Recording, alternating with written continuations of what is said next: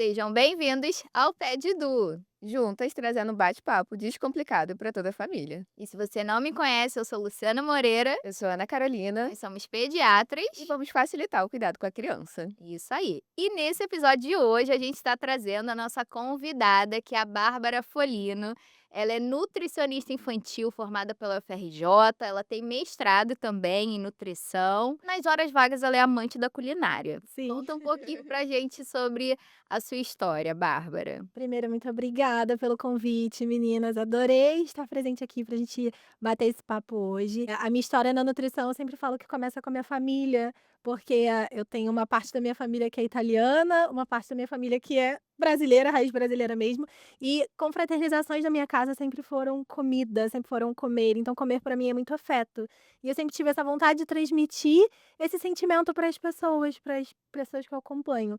Então, eu tenho uma formação técnica em química, e aí quando eu quis entrar na faculdade, eu não quis mais seguir esse caminho, eu pensei: "Ah, vou juntar a comida com um pouco da ciência que eu já estudei".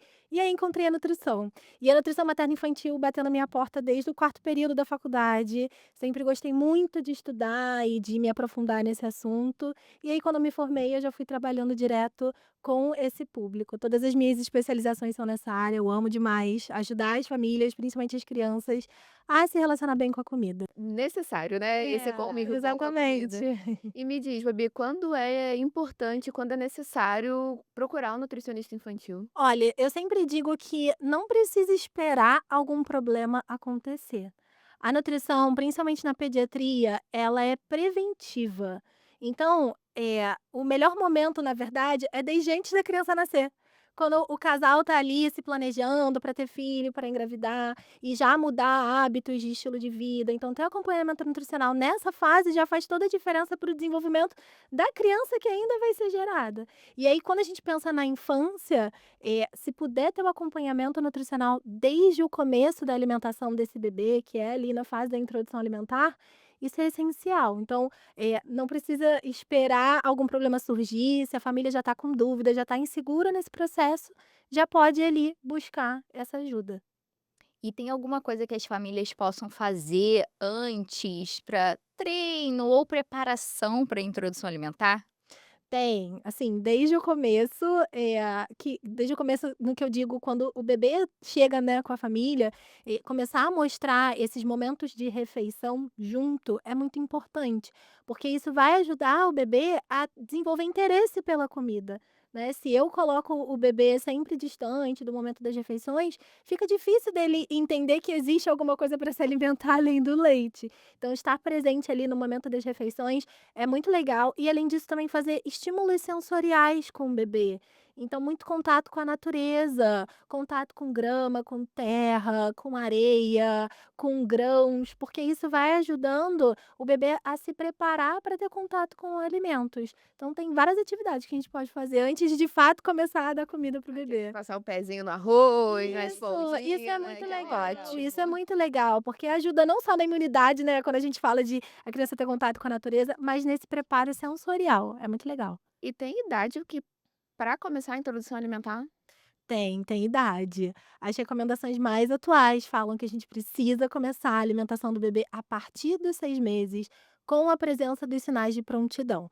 Isso não é a gente que fala, né, é a Organização Mundial da Saúde, é o Ministério da Saúde. Então começar antes pode trazer alguns prejuízos para o bebê, especialmente aumentar risco de alergias alimentares. A gente pode ter um risco maior para engasgo também, se eu tenho um bebê que não está pronto, que não tem controle de tronco, que ainda não consegue sentar adequadamente, a família oferece a comida para o bebê deitado ou inclinado, a chance de engasgo é muito maior. Então o ideal é que a gente comece a alimentação do bebê a partir dos 6 meses. E quais são esses sinais de prontidão que você falou? Pois é, adiantei um pouquinho, né. Aham. Então o sentar, o bebê está conseguindo sentar com o mínimo de apoio, é muito importante, é um dos principais sinais.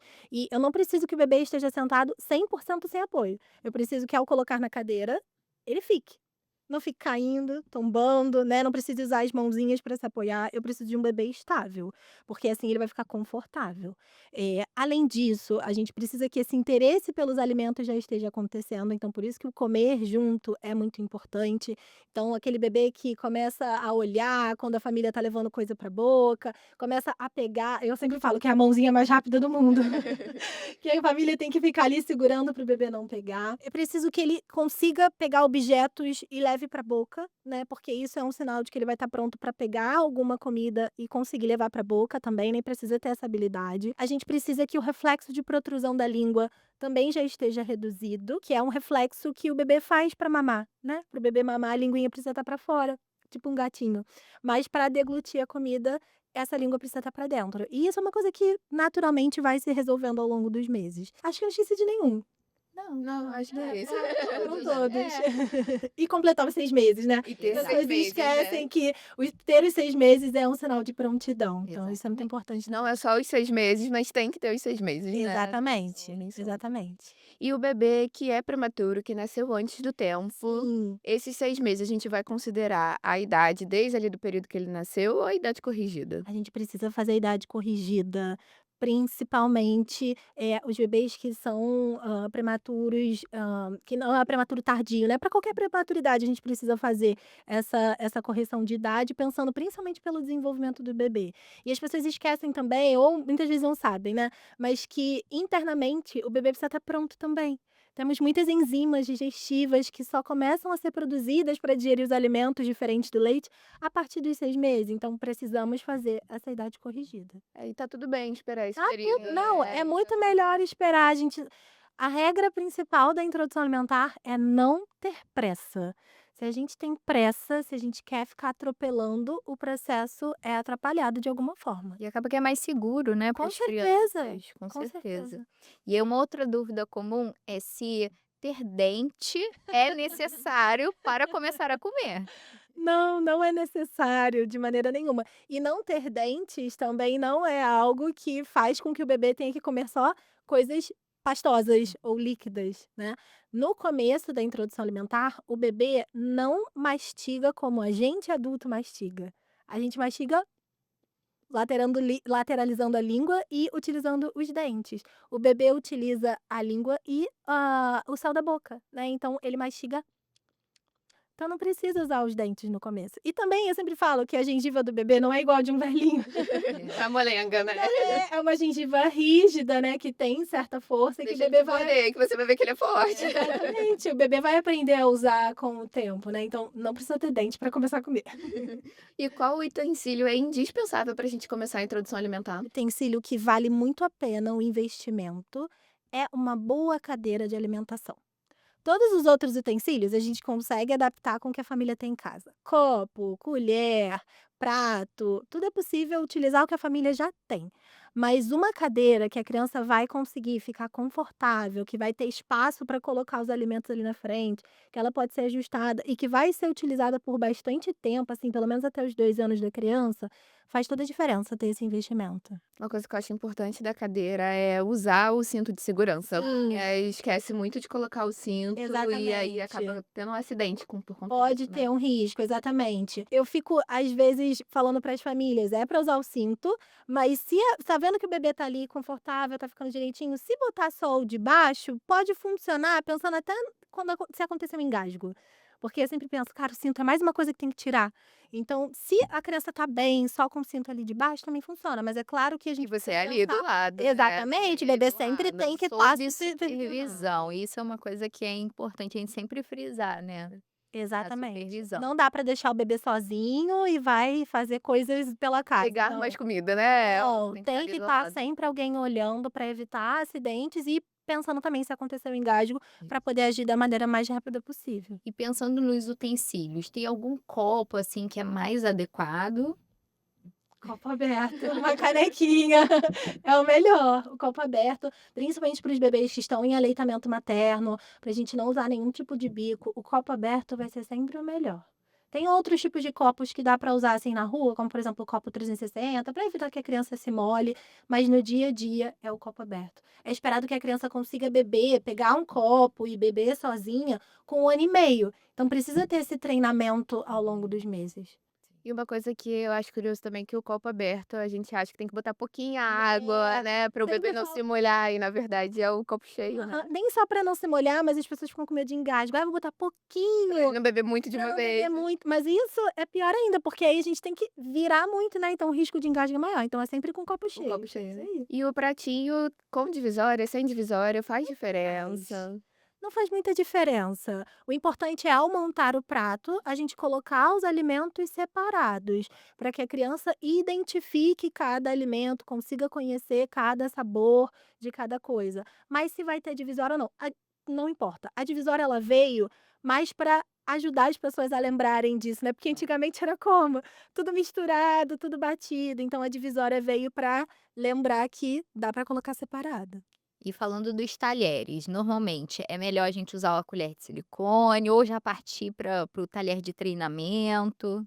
Acho que depende muito de cada caso. Até trouxe alguns exemplos aqui, a colher de treinamento é essa aqui furadinha, né. Para os bebês que gostam muito de autonomia e comer sozinho, essa colher funciona muito bem, porque aí, eu sempre incentivo as famílias de oferecer todo tipo de textura. Então, para o bebê que gosta de comer sozinho, se for tentar pegar um purê de batata, não vai dar muito Hum. certo. Então, se a gente coloca aqui, o bebê consegue pegar e levar para a boca sozinho. Então funciona bem nesses casos. Mas a clássica colherzinha que a gente tem em casa para misturar ali o café, enfim, qualquer coisa, já funciona. O que eu preciso é que seja uma colher pequena e que caiba na boca do bebê. Se ela vai ser de inox ou se vai ser toda de silicone, não importa. Tem gente que prefere silicone para trazer mais conforto, mas poderia ser os 2 tipos. O que que a gente tem que ter muito cuidado? Colheres muito grandes, a diferença dessas 2. É, Essa daqui ficou muito na moda, é né, verdade. mas ela é muito grande, aí a tendência é fazer o quê? Colocar uma quantidade de comida enorme e nem vai caber direito na boca do bebê. Então colheres pequenas sempre são melhores. E cuidado também com colheres fundas, por exemplo, essa aqui é muito funda. Eu sempre gosto de fazer uma analogia de que, assim, se a gente dá uma colher muito funda ou muito grande para o bebê, parece como se ele estivesse comendo com uma concha de feijão.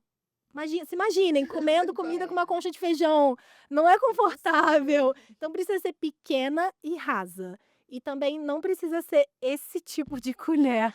É que tem aquela tortinha assim, né. É. É, para poder ajudar a direcionar para a boca, não precisa. É uma colher que tem que ser retinha. É E é isso. treinamento, né, se você deixar o Treinamento. bebê ir mexendo, fazendo a Com baguncinha dele, certeza. uma hora essa comida chega na boca, né. Ela vai Claro, isso chegar. aí. E não vai ser de cara que ele vai aprender a usar os talheres, vai levar muitos meses aí. Primeiro ele vai usar as mãos.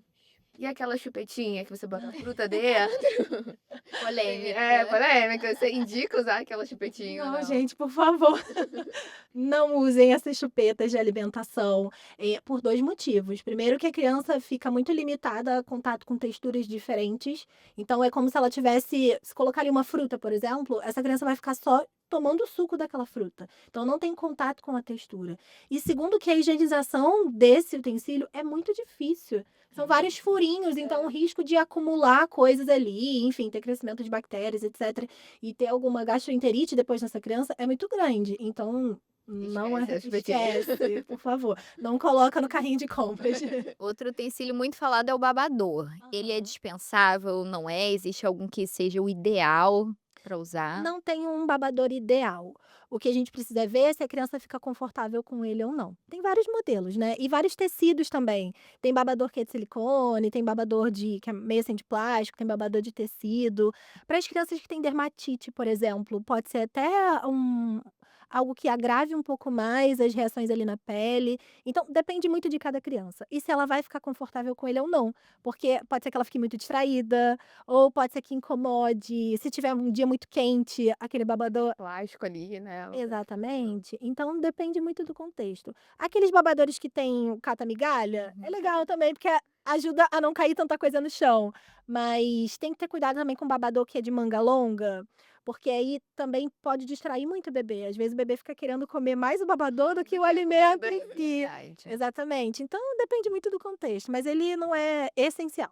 A gente falou da cadeira mais cedo, mas não ter a cadeira impede de começar a introdução alimentar? Não, não impede, não impede. É super possível, se a criança estiver conseguindo manter um bom controle postural, colocar ela no nosso colo e começar a alimentação ali no colo mesmo, não tem problema. Ou até mesmo sentadinho em cima de uma mesa ou de uma bancada, ou se for fazer, sei lá, um passeio, colocar a criança sentadinha no chão, fazer tipo um piquenique.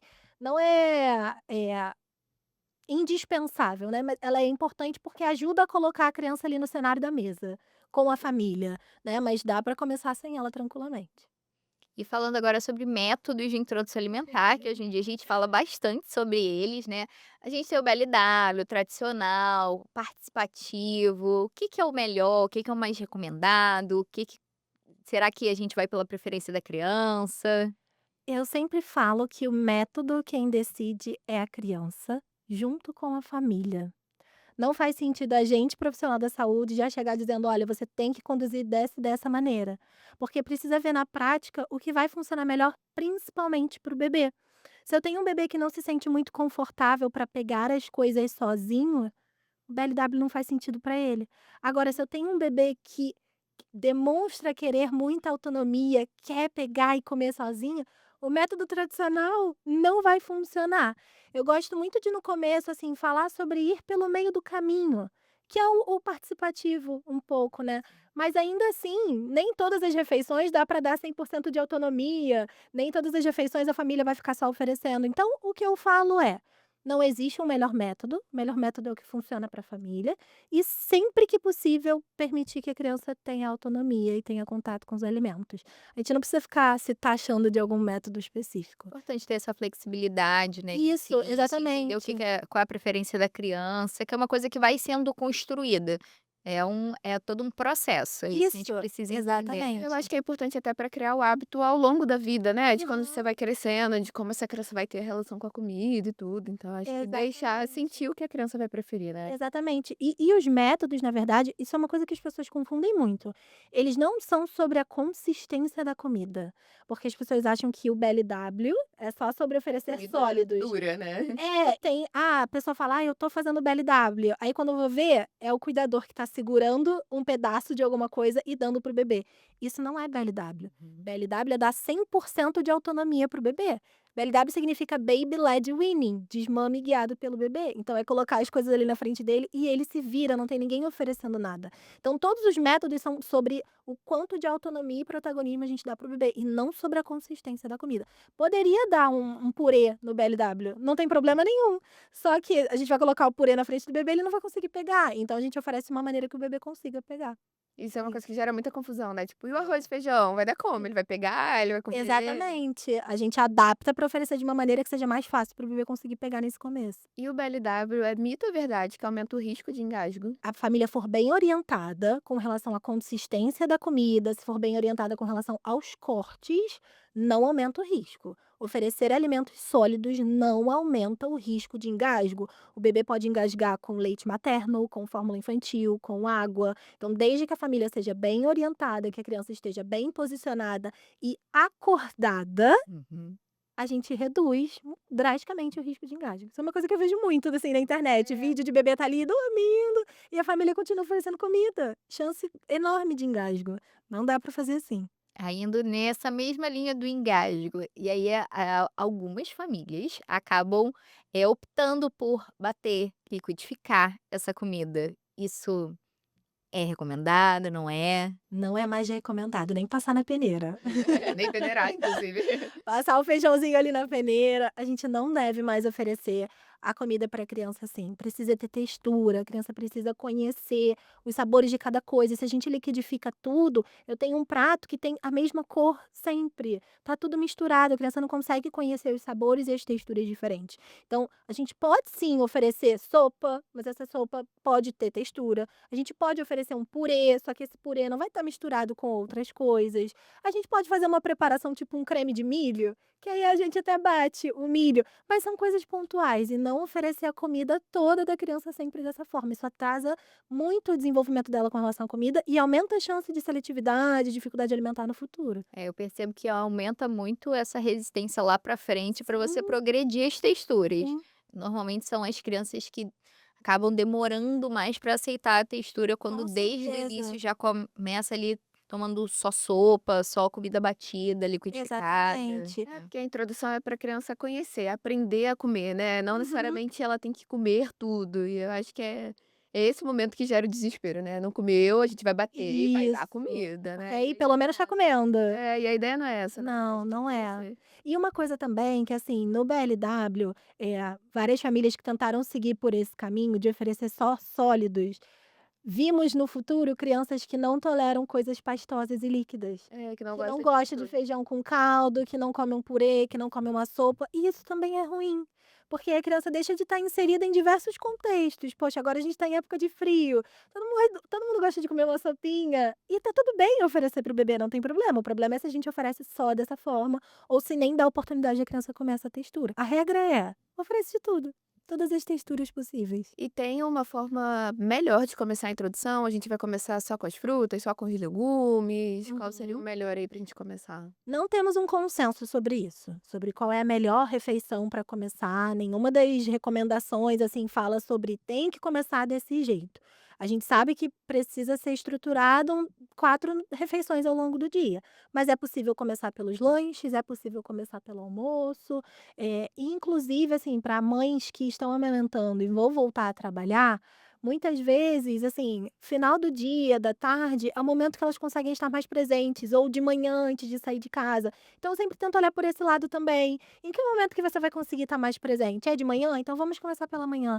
Ou em que momento que esse bebê está mais confortável, está mais alegre, está mais animadinho? Vamos começar por esse momento. Então eu sempre tento entender ali o contexto da família para orientar a melhor refeição para começar. Eu até sugiro às famílias também, quando vai começar a organizar essa coisa dos horários, da mãe pensar quando ela voltar a trabalhar, esse horário ser compatível com o horário dela. Às vezes você cria Exatamente. um horário para quando você tá de licença, que é zero compatível com o horário que você levanta, que você volta e tudo, né. Compatível com o final de semana e É. depois todos Fica esses tudo poréns. cansativo, né. Pois é, e é uma coisa que tem que ser mantida também, porque às vezes a família começa de um jeito e aí não consegue manter nos outros dias e fica uma bagunça na rotina da criança. Então, decidiu começar com alguma refeição específica de alguma forma, isso precisa ser constante, precisa ser mantido, para a criança entender essa rotina nova. Isso. E como que a gente pode pensar para montar esse pratinho de, quantidade de cada grupo? A gente tem ali uma indicação do Ministério da Saúde, né, para cada fase, uma estimativa de quantas colheres de sopa mais ou menos a criança vai comer. Só que quantidade é uma responsabilidade da criança. Então, o quanto ela vai comer do que a gente colocar, é ela que vai determinar. Mas para início, né, sempre coloquem pouca comida. Porque se a gente vem com um prato com uma montanha de comida, isso assusta a criança e gera uma expectativa muito grande no adulto. Porque aí os pais, né, os cuidadores, os avós vão para a refeição: "Caramba, vai comer isso tudo". E aí a criança come 1 grão de feijão, gera frustração na certa. Então sempre coloquem pouco, uma colher de sobremesa ou uma colher de sopa de cada grupo de alimentos já está suficiente. Se a criança quiser mais, a gente oferece mais. E pode repetir, não tem problema repetir. Não, não tem problema repetir. Não fica guloso se repetir. Essa é uma Não, dúvida, uma pergunta comum que a gente não. recebe. Pode repetir, a criança vai mostrar em algum momento quando ela tá saciada, quando ela não tá mais interessada, vai começar a ficar distraída, talvez vai começar a jogar mais as coisas no chão, pode ser que chore, mas a gente vai respeitar os sinais que a criança estiver mostrando. E eu acho interessante, porque assim, de fato, às vezes você olha, a criança tá comendo. Parece que você botar 5 pratos, ela vai comer 5 pratos, mas ela dá Aham. mais uma colherada e tá saciada, e ela não quer mais, É entendeu? importante respeitar esses sinais de fome e de saciedade da criança. Desde o começo, isso é muito importante. E a gente faz isso desde que o bebê nasce.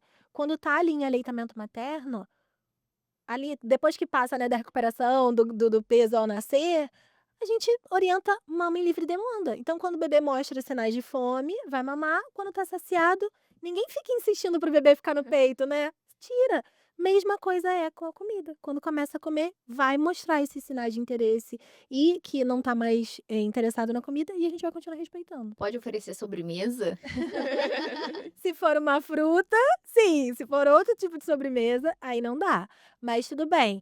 Eu costumo indicar essa fruta de entrar mais pra frente, assim, ali para os 9 meses, depois que a criança já tá comendo mais efetivamente, pra não ser mais uma coisa ali que a família, vai ficar esperando que a criança vai comer, sabe. Quando Dá pra já estão gente ir mais devagar. habituados, né. Exatamente, Não é uma exatamente. regra, né, não precisa oferecer. É, não precisa, não é uma regra, mas se por exemplo, eu sempre pergunto: "Faz parte do hábito de vocês? Vocês costumam comer fruta de sobremesa? Vocês gostam?" Ou até mesmo junto da comida. Tem muita gente que gosta de comer fruta ali com salada. Se quiser colocar junto, tá tudo bem, não tem Não tem problema. problema. Não, inclusive, nutricionalmente é uma combinação ótima. As frutas são muito ricas em vitamina C e ajuda a absorver o ferro que tá ali nos feijões, na carne, então, nenhum problema. E tem alguma fruta que a gente não pode oferecer para o bebê desde o início? Não, não tem nenhuma restrição. A gente pode oferecer todos os tipos de fruta, inclusive vovós, não precisa ser só laranja-lima, pode Pode ser ser qualquer laranja, né.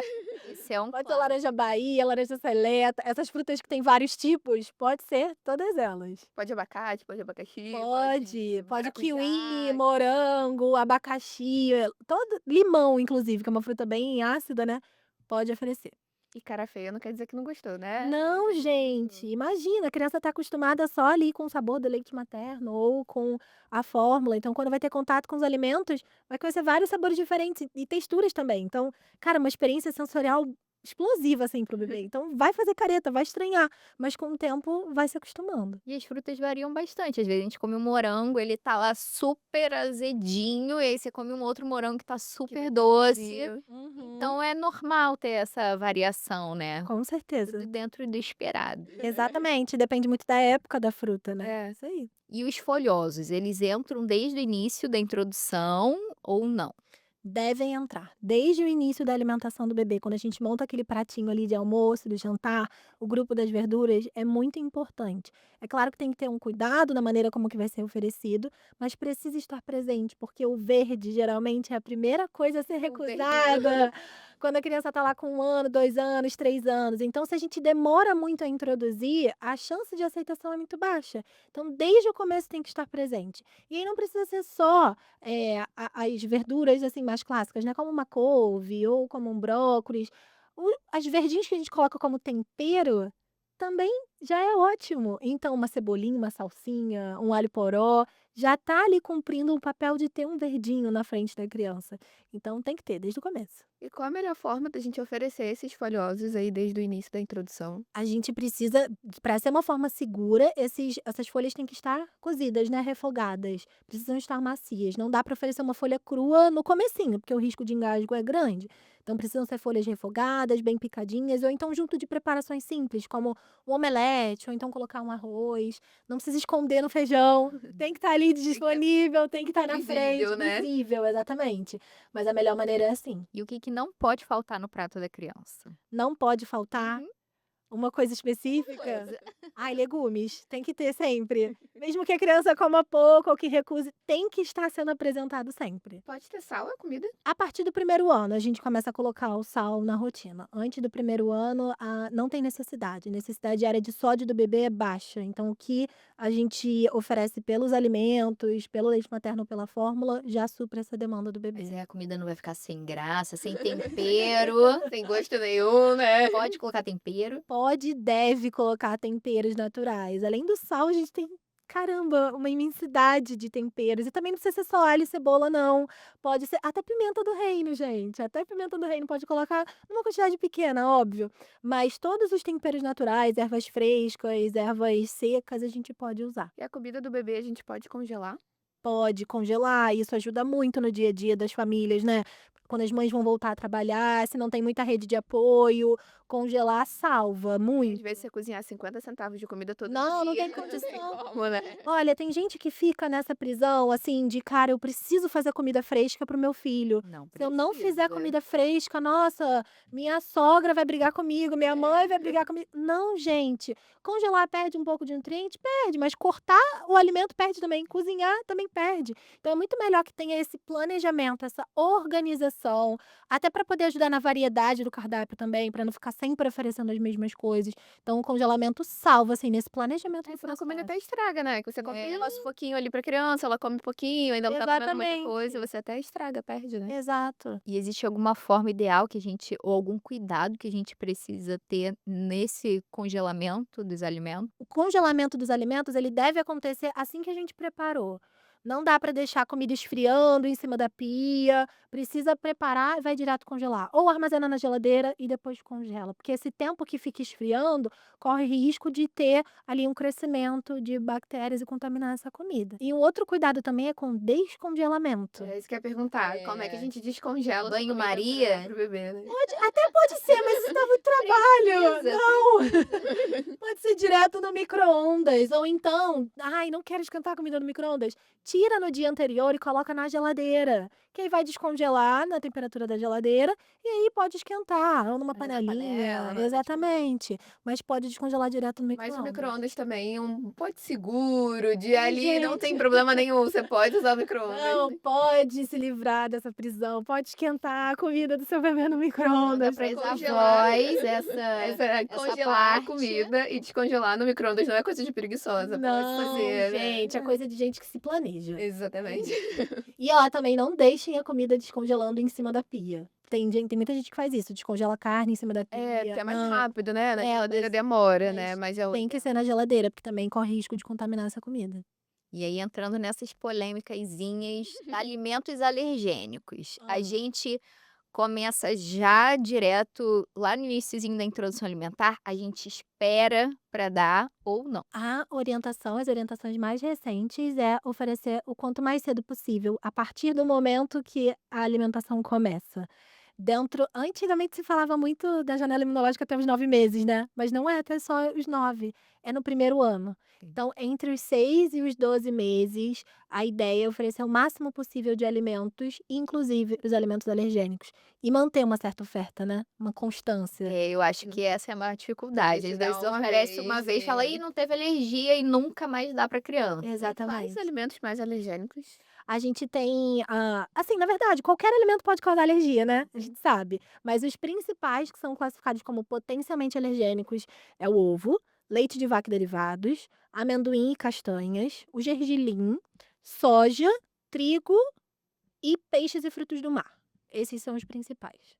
E aí como que a gente introduz amendoim, oleaginosas aí nesse iniciozinho? É um alimento que tem um risco de engasgo grande, né, obviamente não vamos oferecer um amendoim, uma castanha inteira para um bebê que tá aprendendo a mastigar, pequeno, duro, a chance de engasgo é muito grande. Então a gente oferece na forma de pasta, tipo pasta de amendoim, ou aí esse pode triturar.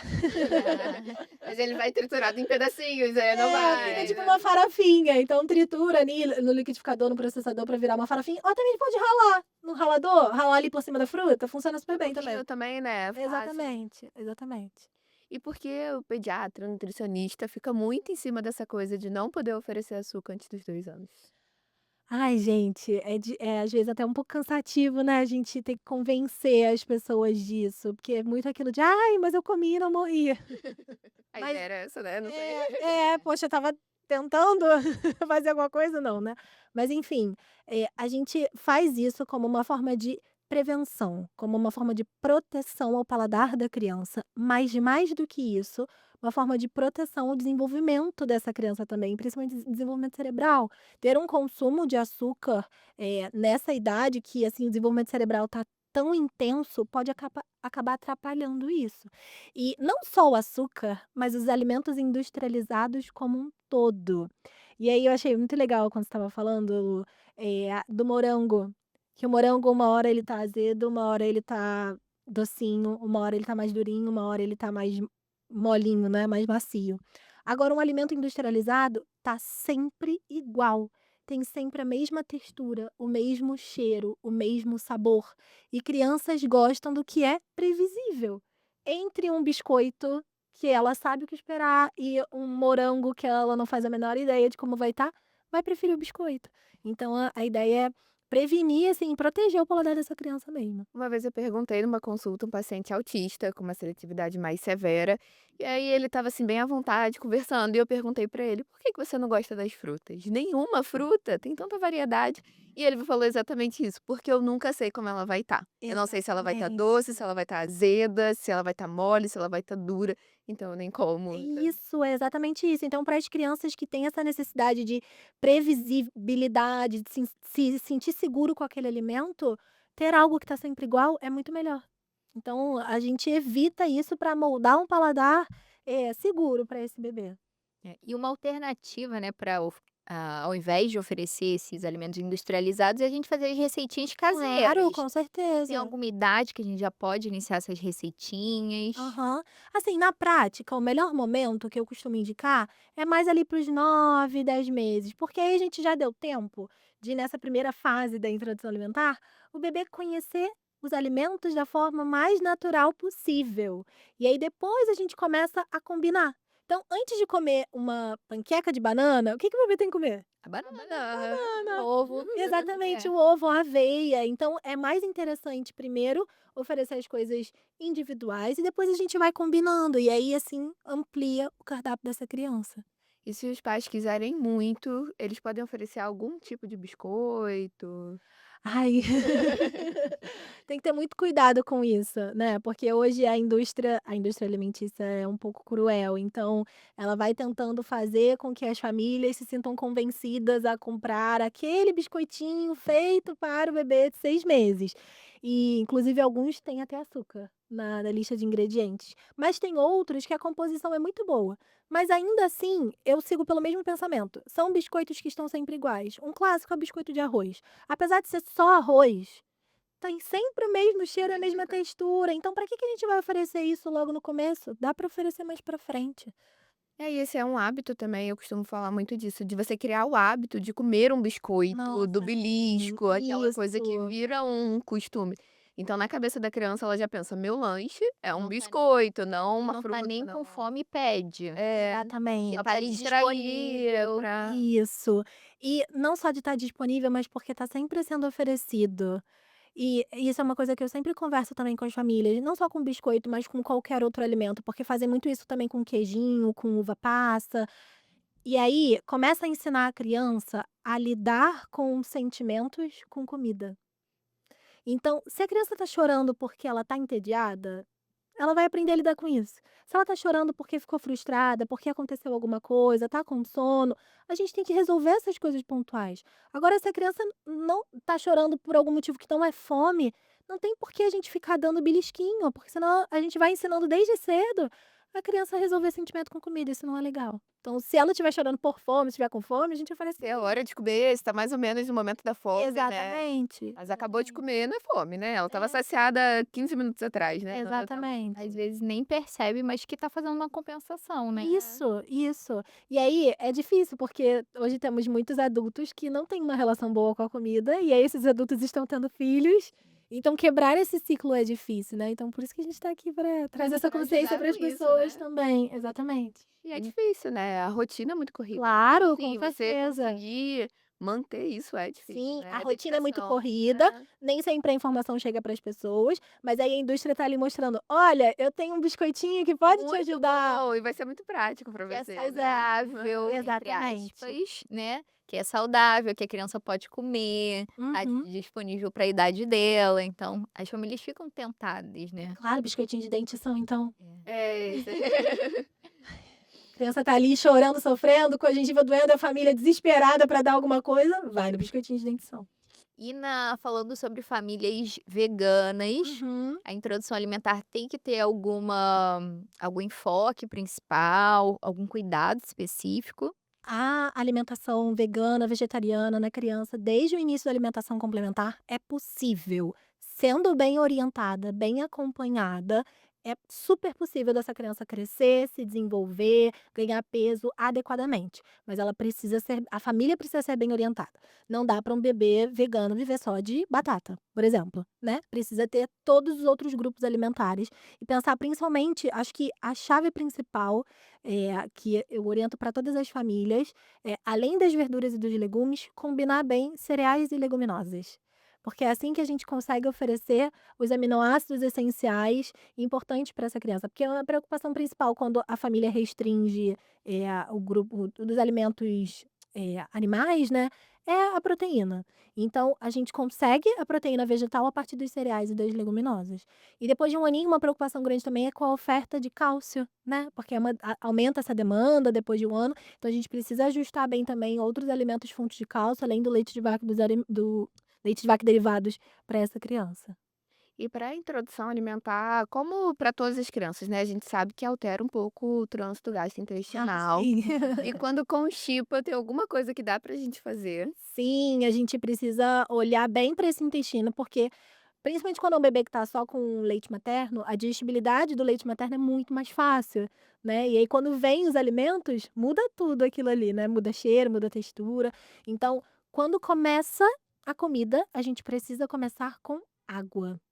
Tem muita gente que esquece da água ou que: "Ah, eu achei que tinha que dar só um pouquinho". Não, precisa oferecer bastante água para poder prevenir esse intestino preso.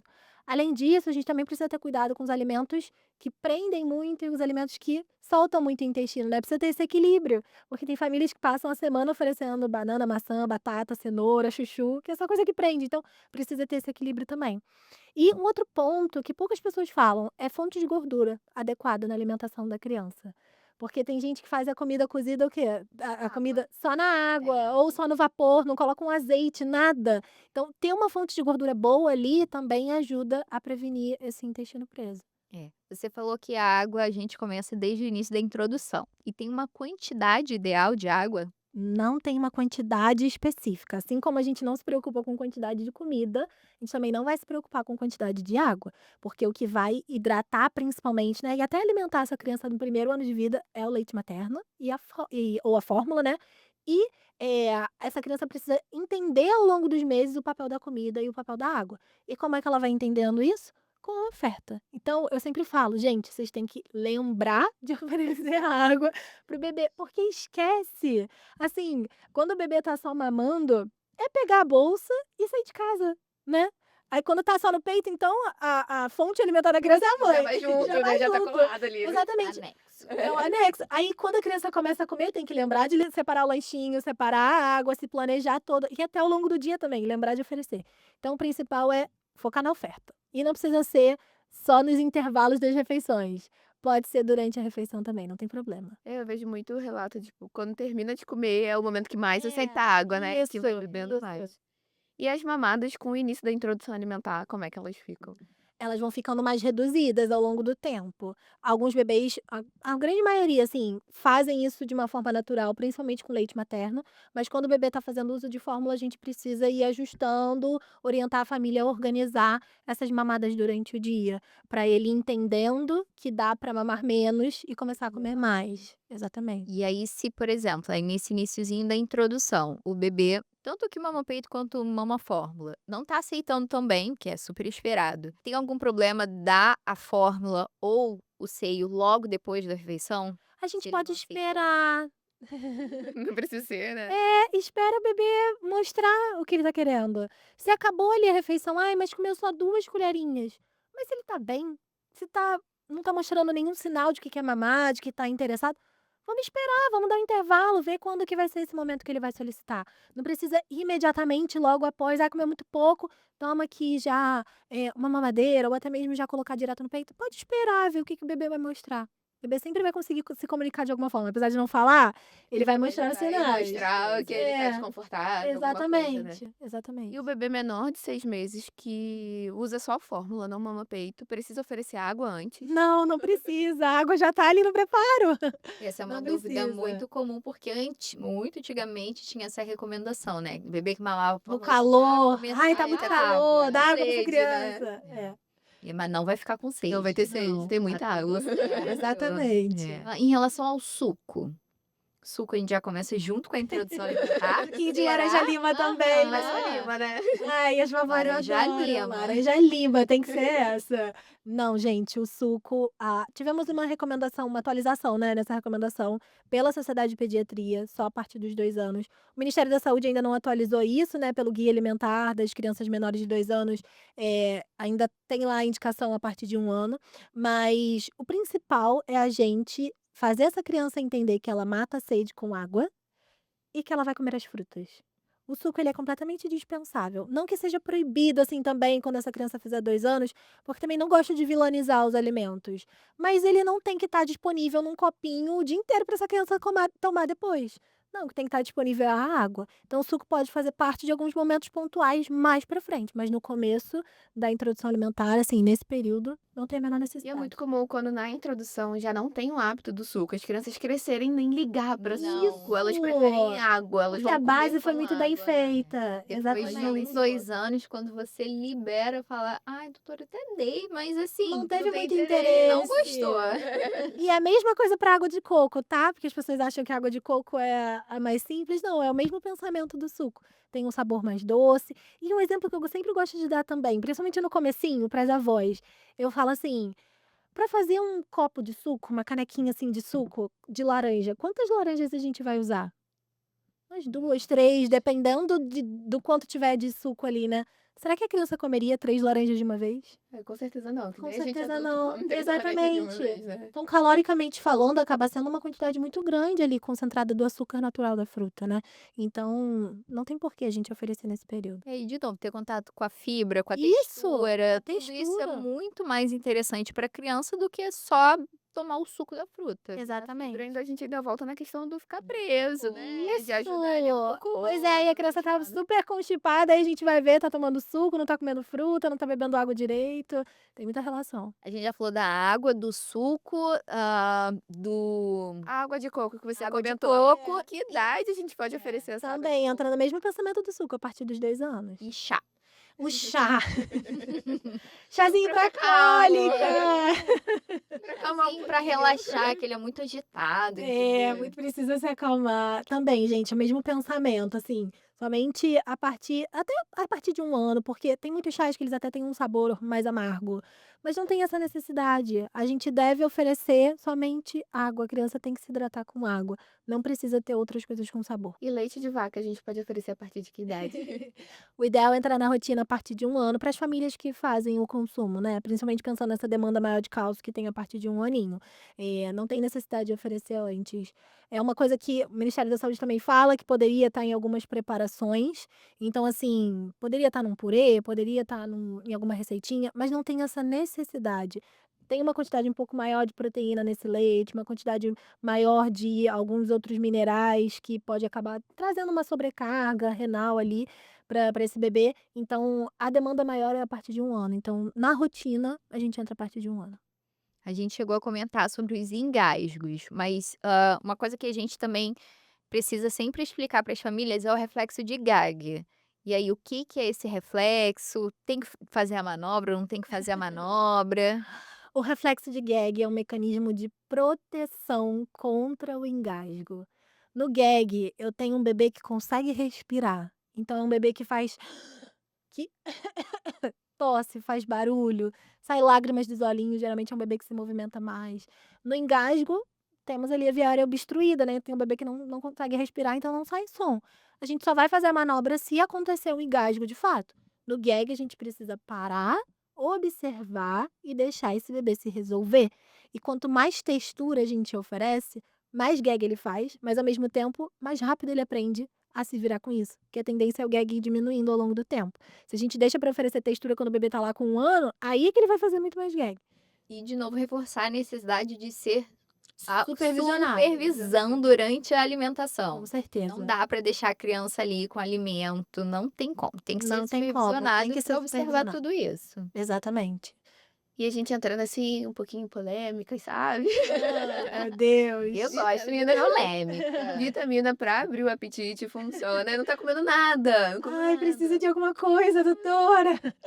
Não, gente, não existe nenhuma vitamina que vá abrir ali um apetite, a não ser que essa criança esteja com alguma deficiência que a gente avalie por exame ou sinais clínicos muito claros, e aí quando a gente corrige com uma suplementação, ela se mostra melhor, mais disposta para tudo, né. Mas na grande maioria das vezes não é o caso. E o uso de telas durante as refeições? Não, gente, esse ambiente da refeição é determinado pela família, né. Então não é a criança o bebê principalmente, que vai lá e liga a televisão. Então isso é uma coisa que a gente tem que controlar muito bem. Não é para ter televisão, não é para ter celular, isso atrapalha muito a conexão que o bebê tem com o próprio corpinho para perceber os seus sinais de fome e saciedade. E a criança vai aprendendo a comer distraída, né, fica ali com aquela necessidade. E para mudar esse cenário depois é muito difícil. Então, desde o começo, não é para ter essas telas. A interação humana, né, gente com gente. Exatamente. É, fazer a refeição ser eu sempre falo, assim, de trazer aquele sentimento de almoço em família, de domingo, que a gente senta para conversar e todo mundo come junto.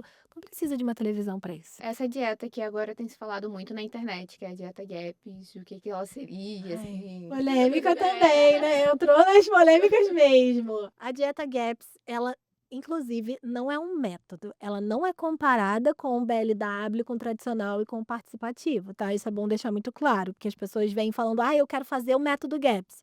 Não é um método de introdução alimentar, como eu falei, o método é sobre o quanto de autonomia a gente dá para o bebê, o GAPS não tem nada a ver com isso, inclusive dá pouquíssima autonomia para esse bebê. Então, o GAPS ele foi desenvolvido por uma médica britânica e é uma dieta restrita pensando em recuperação de saúde intestinal.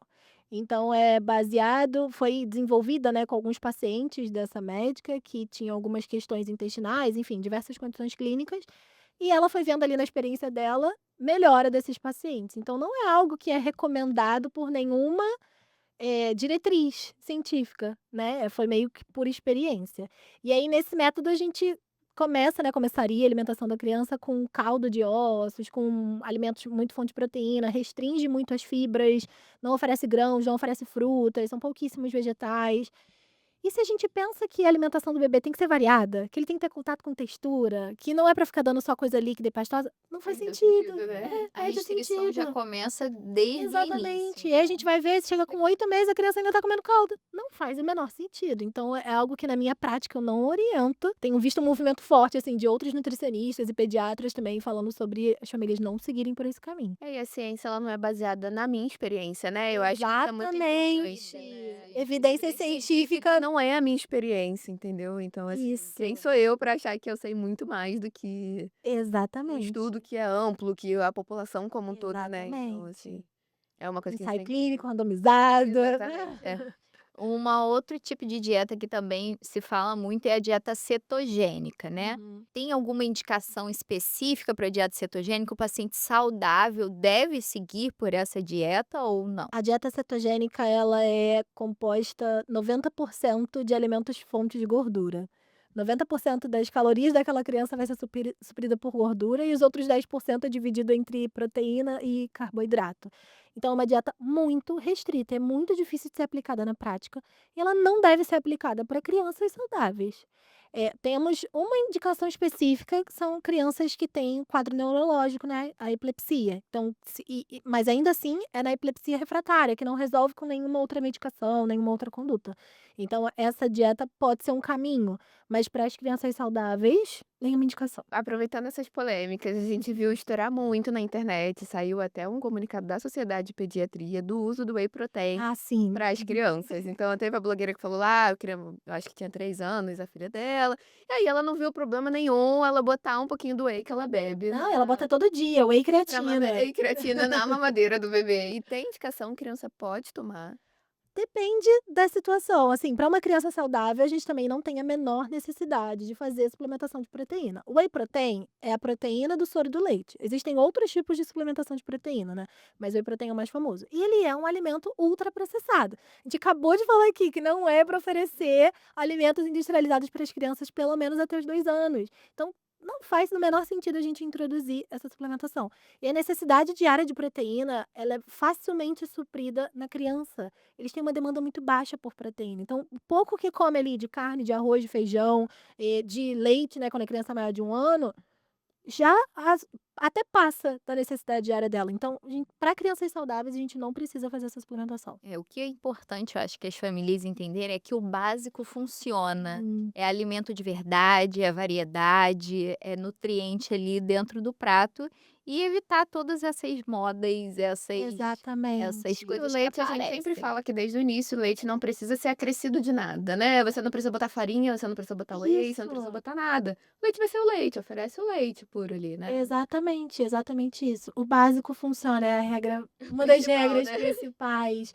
Isso. E ter uma família, assim, confiante, né, segura das informações. Hoje tem muito, muito, muito assunto circulando no Instagram, principalmente, né, nas redes sociais, e chega muito para as famílias. Bebê vai começar a introdução alimentar, começa o algoritmo ali jogar um Ai, monte de infinitas informação, coisas, né. e aí as famílias chegam para mim: "Pelo amor de Deus, eu tô muito cheia de dúvida, eu vi esse vídeo, eu vi esse assunto, é verdade ou não?". Então, aquela primeira pergunta que vocês me fizeram, quando procurar o Nutri, vai desde o começo, porque vai ter muita dúvida. Então, ter esse acompanhamento nutri-pediatra no processo da introdução alimentar faz muita diferença, porque a gente consegue prevenir todas as eventuais dificuldades que podem surgir. Babi, a gente adorou ter você Amei, aqui com amei a também. gente. Eu tenho certeza que as famílias que vão assistir a gente também vão adorar, todas essas informações riquíssimas, né. E você queria deixar algum recado para eles? E adorei estar aqui também presente com vocês. Muito obrigada, bate-papo maravilhoso. E eu queria deixar um recado de que, cuidem da alimentação da família. Quando a gente fala de bebê, a gente fala da família como um todo. Não tem como separar esse contexto. Então, a introdução alimentar muitas vezes vem para melhorar, ressignificar a relação que os pais, os cuidadores têm com a comida. Então, aproveitem esse momento com calma, com carinho, com afeto, com paciência para o processo. A introdução alimentar é um processo, não é um evento. Então, respeitem o caminho do bebê e procurem ajuda desde o começo ou qualquer dúvida que surgir. Tô aqui para vocês. Muito obrigada. Obrigada, Babi. Até a próxima. Até. Tchau.